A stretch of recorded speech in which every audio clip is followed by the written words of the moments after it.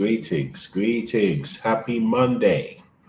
Happy Monday, this last day of June 2020. Glad to be here with you and hope you had a good weekend.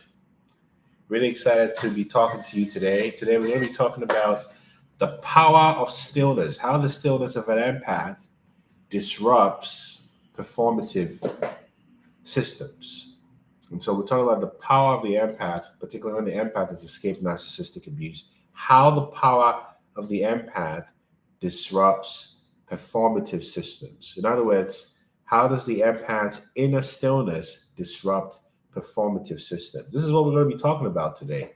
So when you escape narcissistic abuse, or if you're thinking about escaping narcissistic abuse, or if you hope to not escape narcissistic abuse at some point, a key part of that is to recognize that the empath's inner stillness actually disrupts performative systems. So if you're very interested in going deeper into what this means and how your shift and how you're coming into inner stillness disrupt performative systems and actually changes the way people relate to you, this live is for you.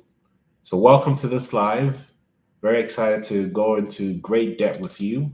And again, what we're talking about today is how empaths who find stillness disrupt performative systems. So, very happy to be here with you this Monday, the last day of the month, where we're going to be talking about how when you come into stillness, it disrupts all the performative systems around you. You're never the same, and the people around you realize that and they begin to change. If you've ever been in jobs where you're being targeted, or in families where you, there's a lot of chaos, but you have stillness, and it's causing people to react to you differently to get you back into chaos, then this live is for you. This is what we're going to be talking about today: how the stillness of empaths disrupt performative systems. So the empath's inner stillness, why your peace disrupts performative system. This is what we're going to be going into with great depth. So very happy to be on this live with you. Welcome. Hey, hello, Coco Crypto. I'm glad you're here. Thanks for being a new follower. I appreciate the kindness there. Welcome. I'm so glad it's topical for you, Lay. I'm so glad. This is fantastic. So again, for those who are just joining, we're talking about the empath's inner stillness. Why the peace of an empath disrupts performative systems, right? So this is what we're going to be focused on today, and we're going to start in just a couple of minutes. And as it's pretty standard, typically I would speak for about 10 to 15 minutes, and then we open it up for discussion, whether there are questions in the text chat, or if you're on TikTok and Instagram, if you want to come live, there's an opportunity for you to come on board and ask questions via video. And then I'll keep monitoring the chat in YouTube. So again, what we're talking about today is how an empath who finds stillness disrupts performative systems. How an empath who finds stillness disrupts performative systems. And tell somebody to tell somebody to tell somebody. This is very timely messaging. The kind of messaging that's not for everybody, but it's for the specific type of empath who is ready to walk into their true power. So how does your inner stillness disrupt performative systems, and why? This is all we're going to be talking about today. So, hi, Ellie. Welcome. Very glad to be here with you. Hope you all had a wonderful last few days resting or enjoying the sun or doing things that make you happy. But anyway, the focus today is we're talking about how the empath's inner stillness disrupts performative systems. How the empath's inner stillness disrupts performative systems. So it's 9 o'clock. Let's just get started. So I'm going to talk about the power of silence in an awakened empath. You see, there's a kind of silence that doesn't come from fear. There's a kind of silence that comes from arrival. And it's a stillness that is born not of avoidance, but of full spectrum embodiment, right? So I know if you're an empath and you're watching this live, you've been abused, you've been gaslit, you've been emotionally drafted into roles such as a rescuer, a scapegoat, a golden child, or even a spiritual mule. But through this, something has shifted for you because you're no longer explaining. And this is for an empath. And even if this doesn't relate to you directly and you're not there yet, this is what you can expect: that you're no longer explaining, you're no longer managing other people's discomfort, you're not cold, you have become regulated, and you're not arrogant, you're liberated, right? So this video, this live, is not for the uninitiated. Although if you feel uninitiated, you can listen. This video is for the empath who has walked through the furnace of narcissistic abuse and emerged not reactive but radiant, not performing but present. In other words, you didn't just survive the narcissist, you transcended the matrix they needed you to perform inside of. And that's what threatens these performative systems, right? So, again, for those who are just joining, we're talking about how when an empath gets to a place of stillness, it threatens performative systems. So, let's talk a little bit about the neurobiology of your stillness, right? The neurobiology. So, the nervous system, your nervous system, which regulates you, is not just meat and wires, right? It's an antenna to the source.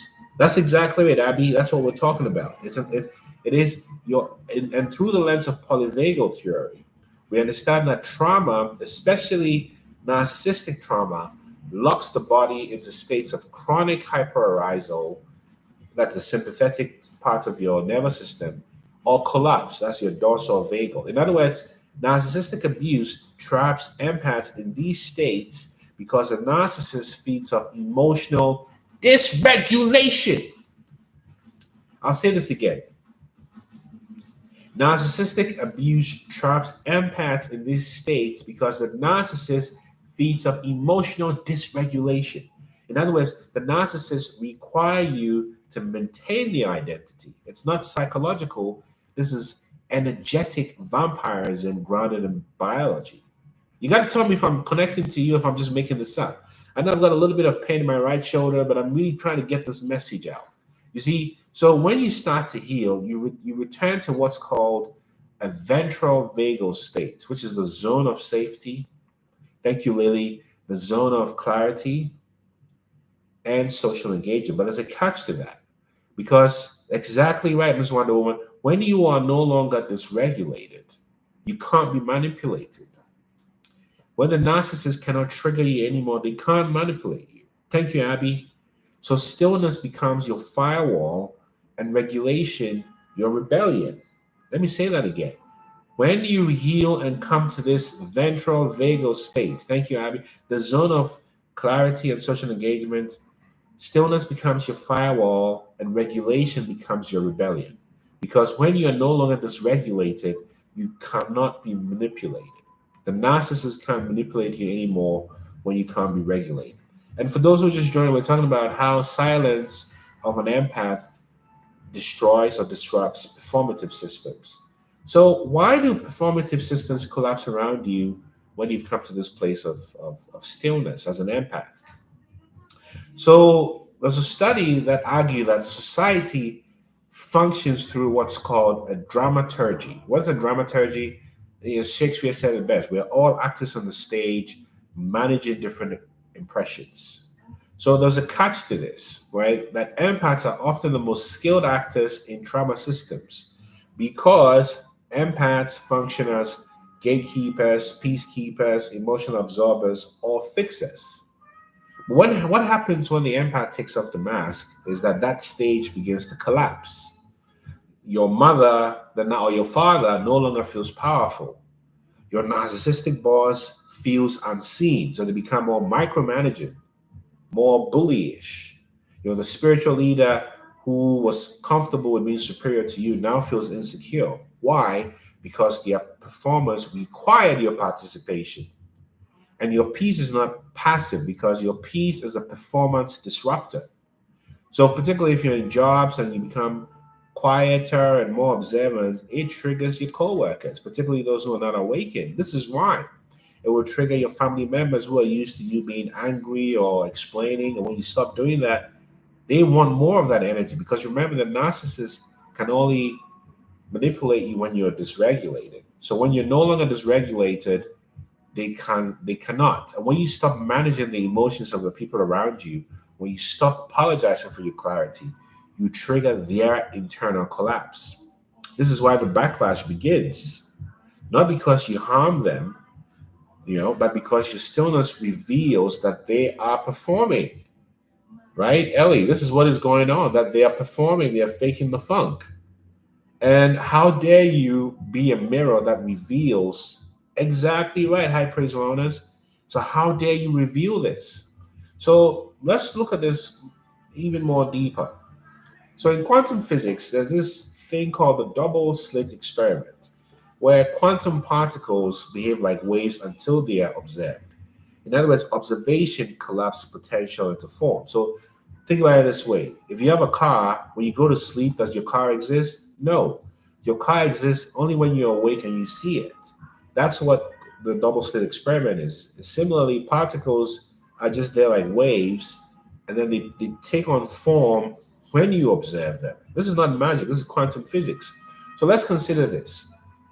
The empath, when still, chooses not to collapse the dysfunction of others into reality, right? In other words, when you come to this place of stillness, you stop giving feedback to the narcissist, at least the feedback that they want.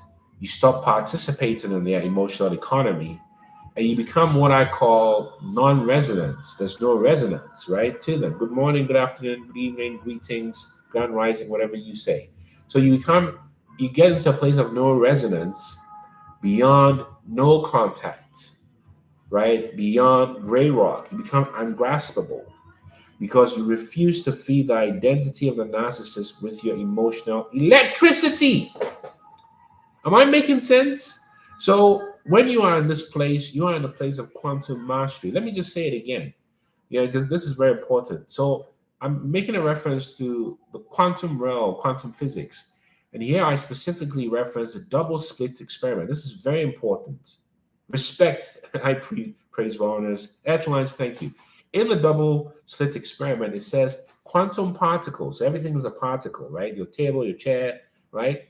The audacity, I get it, right? And the double slit experiment, quantum particles are like waves, right? Remember, if you even think about the Bible, in the first chapter, it says in the beginning there was this darkness, right? That's the quantum realm. You see the trick there? So it is not until you observe the waves that they come into form. In the same way, your house doesn't exist until you wake up and look around and say, oh, this is my house. It's not there, right? Exactly, emotional electricity.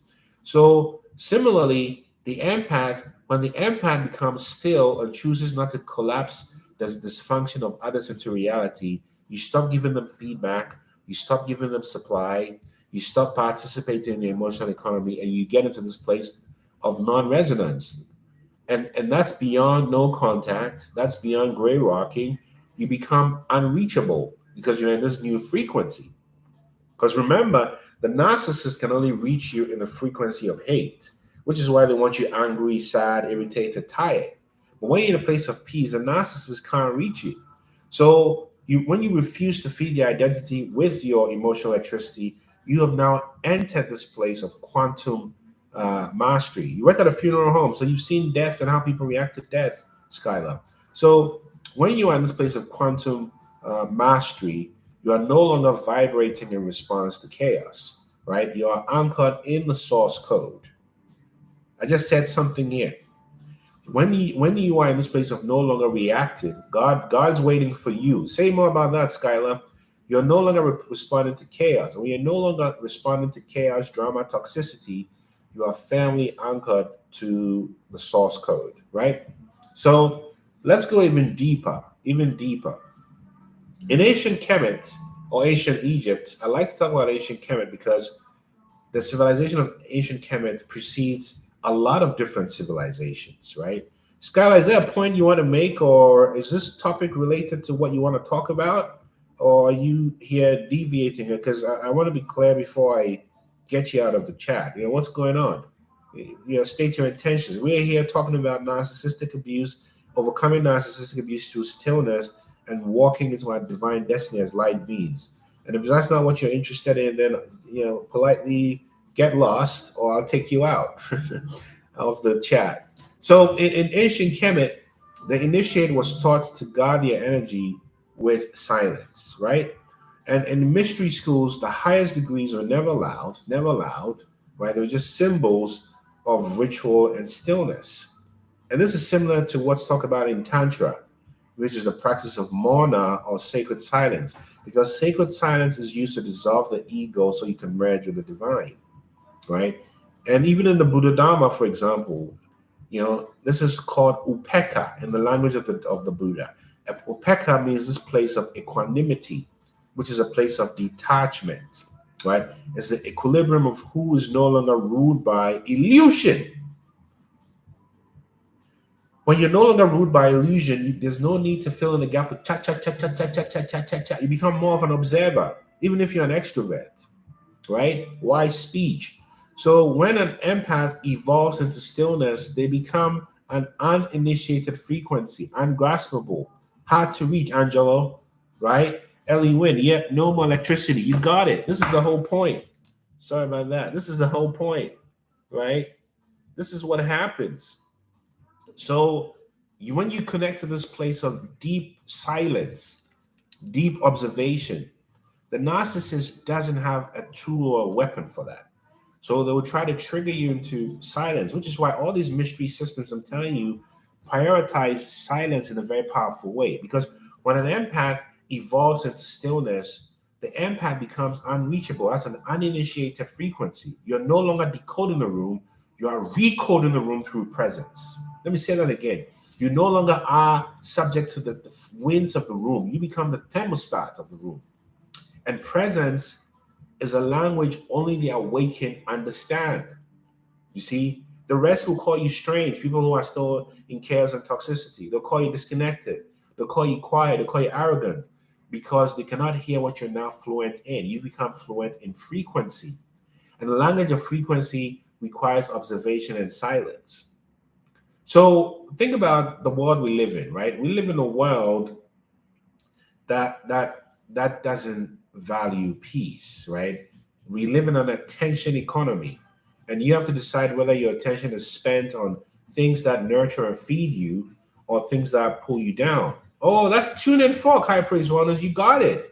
So in an attention economy, particularly, you have to become a programmer. You don't have to remain programmed. That you can use these algorithms and even artificial intelligence to your benefit, right? If you know what you're doing, then these technology tools become servants for you, not your master. So attention is harvested through outrage, reaction, pain, and performance. This is how it works, right? And your stillness, when you become still, you create an algorithmic bankruptcy. Why? Because your stillness cannot be baited, your stillness cannot be marketed. This is why narcissistic systems collapse when you heal. I'm telling you something here. This is why narcissistic systems collapse when you heal.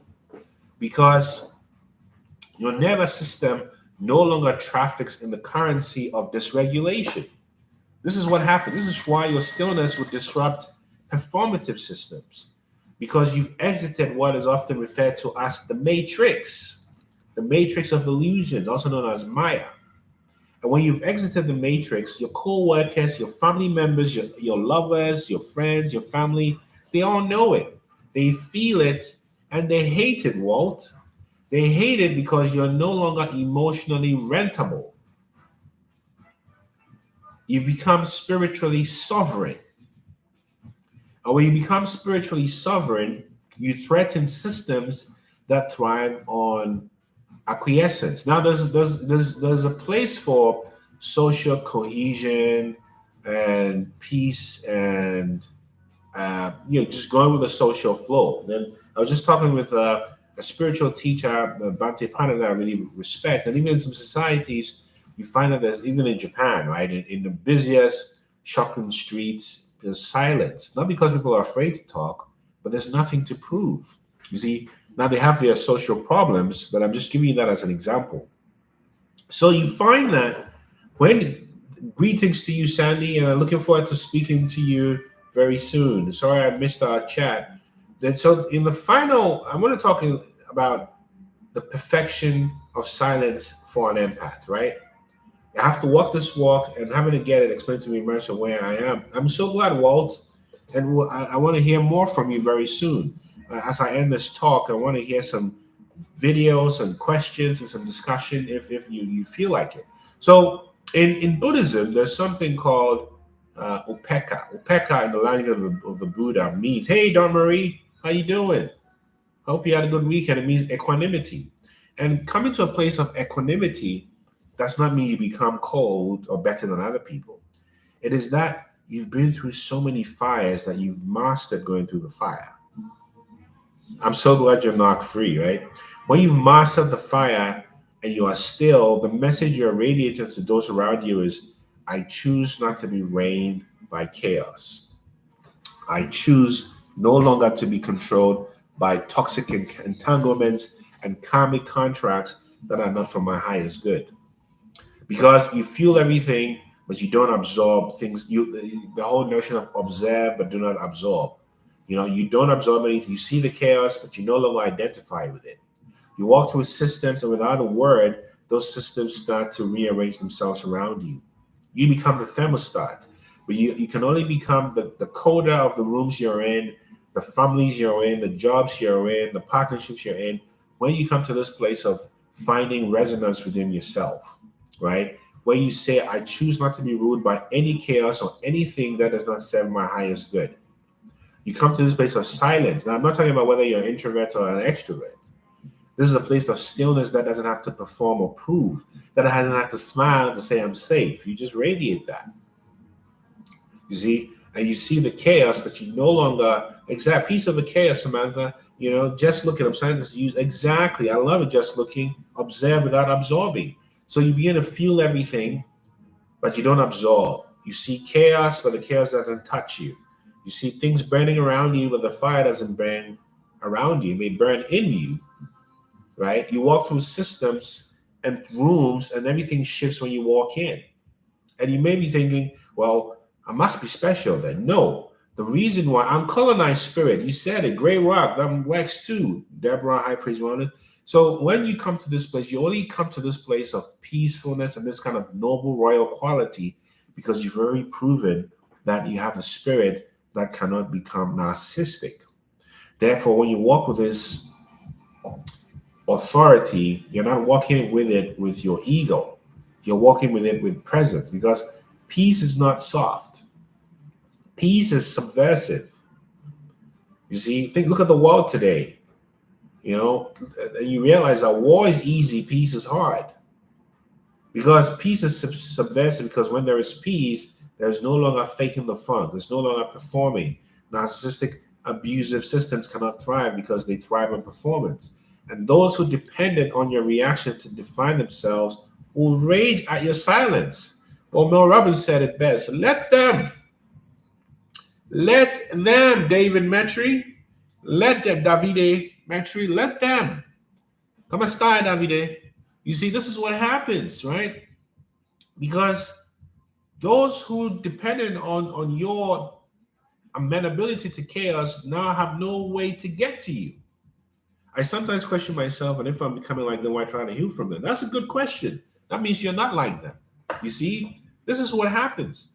So you're no longer a performer. You're present. You're who you are. You're a portal, like the portals in Lalibela, like the portals in Angkor Wat, like the portals in Washington D.C., like the portals in Mount Shasta, like the portals in Stonehenge, right? Like the portals in Zimbabwe, like the portals in Ghana, right? Like the portals in Cambodia, the portals in Thailand, the portals in China. You become emotionally unrentable. War is easy. It's totally easy. You can get into an argument with anybody now, but try diffusing war with peacefulness. That's mastery. So you finally cross the final threshold from the empath to master. Yes, you heard me. From being reactive to radiant. And even if you're not there, I'm telling you what you can expect. Exactly. Los Angeles is a major portal. That's why it's called the City of Angels, my dear brother Earthlines. You see, so you become more radiant and not reactive. You become an emotional, you transition from being a sponge for everybody's disruptions to becoming a divine transmitter, because you're not broken, you are reborn. what the Christians call becoming born again. It's illusion on a daily, nightly basis. You must choose what is temporary to reveal yourself to engage it. That's exactly Davide. So your stillness is in yours. Your stillness is in yours, right? What do you mean, Porthos, Abby? Tell me more. Your stillness is in yours. It's ancestral. Oh, of course, Kitty. You said it. I haven't been to Glasgow, but I've been to Stonehenge, and the vibrations in Stonehenge, those Celtic vibrations, those shamanic Celtic people, and all the other tribes on that great island, powerful. So you realize it's cosmic. It's a field where you finally rest. So walk in it. Glastonbury, I have to check it out now. Well, I'm sure the vibrations are really powerful there, Kitty. So this is what you're not here to entertain dysfunction. Let me just give you the high calling. You are here to disrupt disruption. Hello, D. Wonderful. I'm so glad you found me and I'm here with you. Hey, live free greetings. Blessed. Angela, what it is. This is what it is, right? Dawn Marie. There's no one like you, Dawn Marie. It's always wonderful to see your energy here. And everyone's energy too. So let me tell you this. And before I take some questions, and whoever wants to come on video on Instagram, just invite yourself. And then on TikTok, the same, or just select you. And if you want to come, come. If you don't, that's all okay too. But you see, you are now in the place of no longer performing. And when you start to remember this, that stillness creates a sacred disruption. Because remember, everything in the matrix thrives on reaction. So when you move from reactive to becoming still, it's game over. And being still is very difficult because even the Buddha, on the night of the enlightenment, just before they woke up to their true self, all these devils came trying to disrupt them with noise. And of course, the Buddha, being a great transmitter or transmuter also, was able to shift all that poison into power. Those arrows became flowers. You see? So this is what it is. Okay, the chalice, well, great, wonderful. I can't wait to see it. And certainly parts of Scotland that have powerful iconography, Kitty. So there's some powerful places around the world. So you become a portal with your silence, just like the Great Wall of China is a portal. Just like the ancestral ruins in Zimbabwe is a portal. Just like Chichen Itza in Mexico is a portal. Just like the pyramids in Egypt is a portal. Just like Robben Island in South Africa, Cape Town is a portal. Just like the Black Star Square in Ghana is a portal. Am I making sense to you? Just like the temples in Lalibela and Aksum are portals. Just like the Washington Monument in Washington, D.C. is a portal. Just like St. Peter's Square is a portal. You become a human portal, Kitty, Abigail. You become a portal for ascension. And that means that you have to remain deep in your practices. The Kaaba, okay, right? The Kaaba in Saudi Arabia, in Mecca or Makkah, right? Makkah, as it's called, right? All these Sumerian ruins in all over Iraq and parts of Iran and certain Syria are all portals. You become a portal. Like Angkor Wat is a portal. Like some of those Zen monasteries in Japan are portals. The Jordan Petra, Kitty, you become a portal for ascension. And how do you remain a portal? By being still. By being still. You see? So let's take some questions, a couple questions maybe. Or I'll just invite anyone who wants to come in here, see who wants to talk. Right? Ellie Wynn, stillness is the portal from the battlefield. You said it. How'd you know that? Because you walked through it. This is the whole thing. That you become a portal for greatness and vibrations that are about rising up to your highest truth, right? Not being a figment of it. Hey, Kitty, how you doing?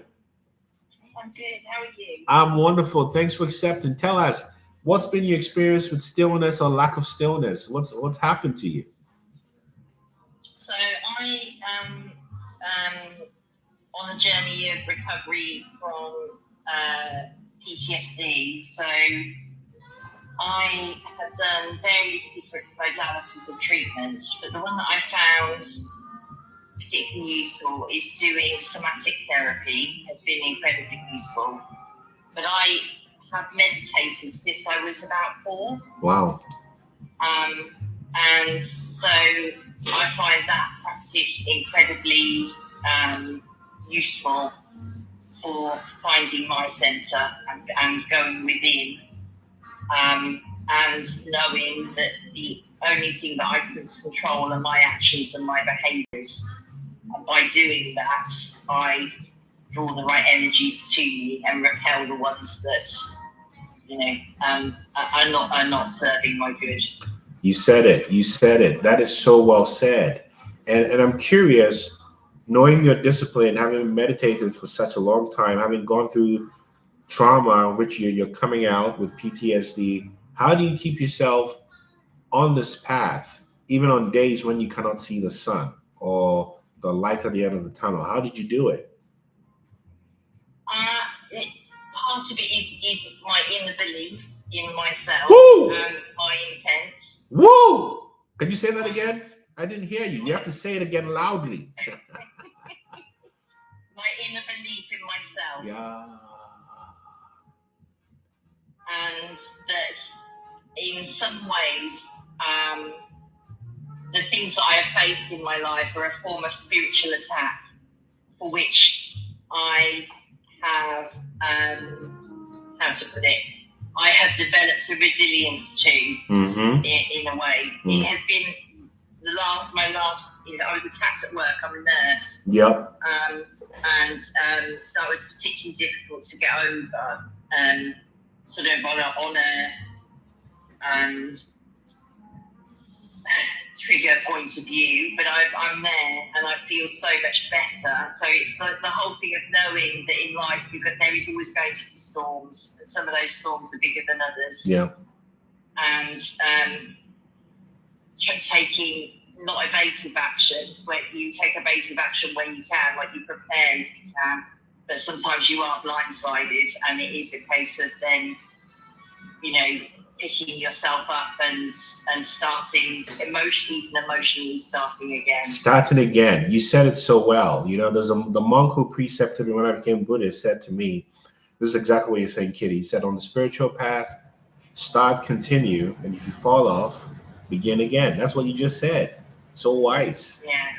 And I feel your spirit. I feel the hero energy in your spirit. I feel the intuitive energy in your spirit, but I can also tell that you've seen some deep trauma, and I just want to honor you and send you lots of good energy and love wherever you are, Kitty. Bless you. Yeah. I love listening to you. I love the clarity with which you speak. So thank you. Oh, I appreciate you, Kitty, and you're welcome here anytime you want. Yes. Bless you. Take care. One love, one love, one love. You heard it. You heard it for somebody who's walked through the fire. This is not academic only. This is real. This is real. This is what's happened to people, and people have overcome things through stillness. This is what Kitty's talking about, right? This is what Kitty's talking about. So be encouraged and know that it can happen for you too. It really can, right? It really, really can. It really can. And you overcome this by becoming the silent observer, right? And this is how you move to a different level. Hi, I am Raphael. I hope you're doing well. This is the whole kit and caboodle. That you become a living portal. But through your practices. Hello, Davide. How you doing, brother? Peace. Can you hear me? I can hear you just fine. So tell us, what's been your journey? I can see you've seen a thing or two. What's your story? And how did you come to this place of stillness? Gratitude to you. I want to hear from you. Well, my mother was blind. When I came into the world, my mom was born blind. And so what happened is when you have a parent that's blind, they sit still for long periods of time. And she was very busy, a housekeeper. She would have to create her own job. She worked in healthcare for elderly. And she would get turned down with jobs because of her health, her conditions. But she would create the braille and have me work with and make posters and stuff, and we would go down to the facilities, the hospitals, and show it to them, and they would hire her. And so, but all in all, we lived our life out. she would sit still. So, but to put it in context, the reality was we lived in Southern California in poverty. She raised me and my brother alone and even helped with her sister's kids because of the crack cocaine epidemic. And my aunties were victims to that. And what happened was she would go to work. It was like a cycle of stillness. On weekends, at times we would get out. Her mother had passed away, my grandmother, when I was only 1 year old. Her dad also, and I had no grandparents. My dad was an absentee father. I had nobody from that side of the family. So her mother was a single parent. She had no aunties. It was just my mother. And so it would be like, and her sisters. She'd just be still, man, reading and reading and reading and reading. So when the guys my age wanted me to go commit crimes and this, jump out me. And people were shooting and all these threats. My natural go-to would be stillness. And even when I got into sports, it was easy for me, being in football, being in boxing, to be able to sit still or stand still and take what they would give me.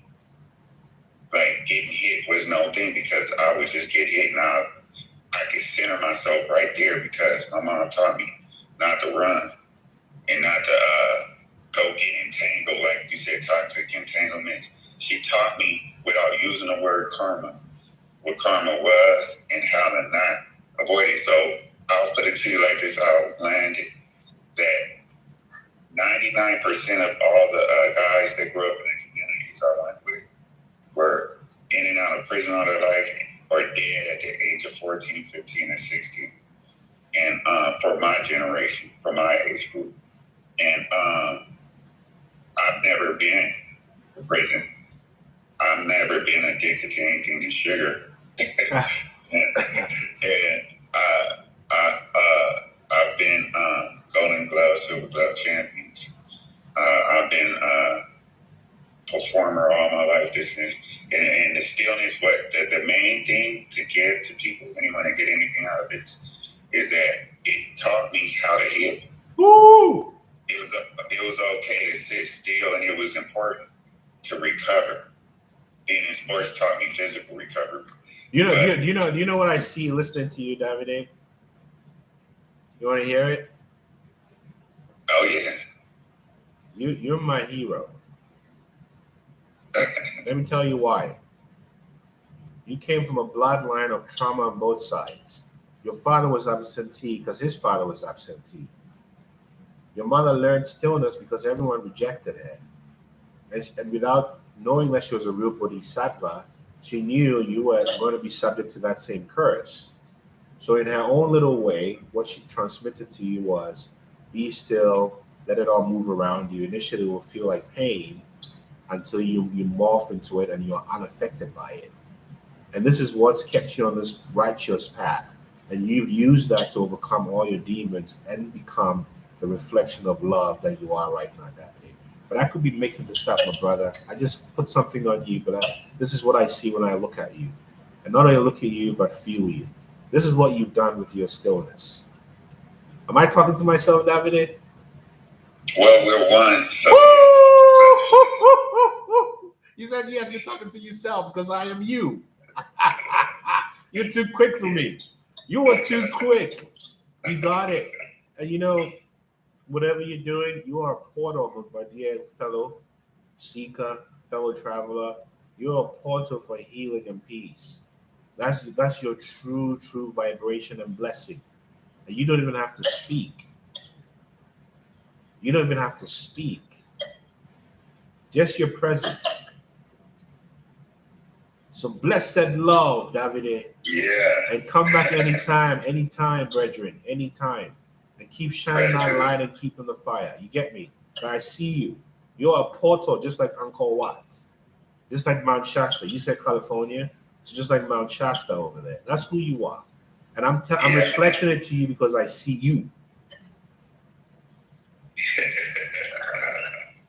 Yes, brother. So I feel you. I feel before you go, what are your parting words, Davide, for the people that are listening? Well, you can go to genoutline.com, GenOutlined.com, for my new book release, Outline to Manifest in the Coming Golden Age. Say that again, outlining to manifest in the coming golden age. Yeah, outline to manifest in the coming golden age. And it's a vision into that golden age that we're all creating together. Breaking this matrix down and loving it, knowing that we are the creatrix, and vibrating high, and we can break the strongholds so that we can vibrate freely as one, and we can be the sun to the smaller planets. No doubt. No, what's the website again? OUTLINED is GEN. Sorry, let me start over. GENOUTLINED.com. You got it. Yeah, and DavidDimitri.com is my other. David. Yeah. Man, just keep blessing the fire. Embrace your golden season and all that gold that's in you, because this is your season of abundance, just like it is for all of us. You hear me? Yes. One love, brother. One love, yeah. Blessed love. To be continued. Benevolence. Come back anytime, blood. Gratitude. Peace. You heard it. Check out the book. He's talking about how to manifest in the golden age. So check out the book from David, who I call Davide, but David. And that's the message, right? This is the message. So want to say blessings and love, right? You heard it. But any other questions? Anyone wants to maybe take one more? Let's see what I'm missing. Angelo, this is what it's about. Miss Wonder Woman, come on in. There we go. Miss Wonder Woman, can you hear me yet? Miss Wonder Woman, how you doing? Hi, how you guys doing? It's good to be on the line. I'm so glad you're here. So tell us, bless us with your energy. Tell us what you're thinking about everything we've been talking about. I have all these words going through my mind. I have regulated, dysregulated, stillness, how it reveals. And I had an encounter like that, I would say a few months ago. I was watching some people, and I knew instinctively that they were kind of like performing for, I don't know if it was for me, but I knew what they were doing. Like I knew, and I think they knew that I knew, because at one point they looked and stopped, like she's not buying it. And I kind of just stood very quiet, and they just said, all right, bye, and left. And I was like, that was weird. So little things like that kind of let me be awakened to knowing that I'm on the right track. That's exactly it. It's almost like the whole kind of, I don't know if you've heard this or a variation of this. People talk about the red Ferrari phenomenon. So if you think I want to buy a red Ferrari, suddenly everywhere you look, you start to see red Ferraris. Think I want to buy a Land Cruiser, everywhere you look, you start to see a Land Cruiser. Similarly, when you're on the path of enlightenment, you start to see with your pineal gland, your third eye, then the path also reveals to you more and more. That's the mystery of the path. It starts to reveal more and more to you that, yes, you're on the right path. And that's encouragement to keep on. This is what's happening to you, Ms. Wonder Woman. Do you see it? Yeah, it feels good to know that all these questions I've always asked, they're kind of revealing, like they're coming to me, like being downloaded. Like I'll get an answer to something I had asked a long time ago, like now, recently. I don't know, because I'm awakened now, or maybe searching. You're on a different frequency now. So imagine this, right? So I have Wi-Fi here, but if I had an Ericsson flip phone, that Ericsson flip phone could not connect to the Wi-Fi, right? Yeah. Why? Because it's not the right hardware to connect to Wi-Fi. There's nothing wrong with the phone, and nothing wrong with the Wi-Fi, just on a different frequency. Now, if I buy a phone with a better frequency, Android or iOS, then easy to connect. So similarly, when you trade the old false self, you are nothing, you're just this, you're nothing without me, and you trade it for I am everything and I'm connected, you start to see that reality. This is how powerful we are, that we are responsible for our own prisons in the same way we're also responsible for our own heaven. The difference is awareness and consciousness, because it's hard to tell somebody you are in emotional prison because of you, not because of the people who are bullying you. And you're beginning to see that. And that's what the true freedom is, that you are the creator. You said it, Don Marie. You are the creator. I am a creator. You see what I'm saying to you, Miss Wonder Woman? Yes, and I also like the phrase you used, the emotional electricity. Exactly. It's all, you feel it. You can really feel that. exactly. That's what it is. And to use David's point, he said creatrix, right? And I think Abby's referring to the same thing. This is the whole kit and caboodle. That the more you stabilize in this, you become like a magician. This is how it works. That whatever you believe and know is what is true. I also like the non-residents and ungraspable. That's how you become when you stop leaking energy. Yes. Because the narcissistic systems have no tools that deal with strategic divine silence. Also, too, the way you're looking at things, it's like a different lens. This is how you go from blindness to vision, from eyesight to insight, from eyesight, which is seeing physical form, to insight, seeing the world of energy and vibration. This is the power. So the more you stabilize, the more you start to wake up and realize that you are directly connected to the greatest electricity, which is the electricity of the field, of the universe. This is it. It's just physics. It's physics. It's not about religion or ideology. This is basic law, basic quantum physics. Yeah, it's uplifting. It's powerful, and it's uplifting because you've already paid the price, Miss Wonder Woman. You've cried. Yes. You have cried. And now here you are. You see what I'm saying? Hakim, are you here? Because if you're here, I want you to come on and say something. But Miss Wonder Woman, before you go, what final words do you have for the people? Stay woke, stay focused, look around, and look at your thoughts. And why are they there? You said it. You said it. You said it. You said it. So it's great to be here with you guys. Oh, it's wonderful, and I'm sending you peace and love wherever you are, Miss Wonder Woman, and keep seeing. Thanks for having me. Oh, it's a pleasure always. Keep the light burning, and keep loving your heart. Yes. Absolutely, yes. One love, one love, one love. Always a pleasure. Yeah. So you heard it. You heard it. You heard it. This is the whole story. You're seeing the whole thing. You're hearing it. Right? You're getting the whole information. You're getting it. So when you wake up to this reality, you realize that you are the creator. You truly are the creator. There's absolutely no one like you. Yes, man, Hakim. There's no one like you. So you begin to connect to this electricity, which is the whole kit and caboodle. You see, this is the whole kit and caboodle, that you connect yourself to what is real.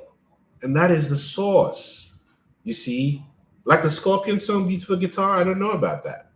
But this is what it is. So I just want to let you know that this is the message, right? Keep shining your light. Keep lifting yourself up. And know that when you become in alignment with what is real, you're no longer available for anything that is not. And the things that are not will be triggered by that and will want to come close to you to reduce you to their level. And it is your job to remain high vibrational. And how do you remain high vibrational? Is you learn to become unbothered by the vibrations around you that don't affirm the truth of who you are, or affirm you in the way that you're beginning to affirm yourself in your new identity. You see the whole message? So we're right at time, folks. I want to thank you for your time and attention, right? And I hope to see you again on Wednesday. We'll be back here. And if I can be of help to you, you can book a free session on my website, innermileage.com. We can talk for half an hour, see if there's any way I can help you. And there's no obligation either way. It's about seeing if there's synergy and connection. But remember, that you are the source. There can only be one. Lily, you are the source. Ellie Wynn, you are the source. Angelo, you are the source. Isabel, you're the source. Tresha, you are the source. DE, right? Everybody, we are the source. And there's only one source. There are 8 billion of us with only one. Where 8 billion equals one. So that's why we always end by saying one love.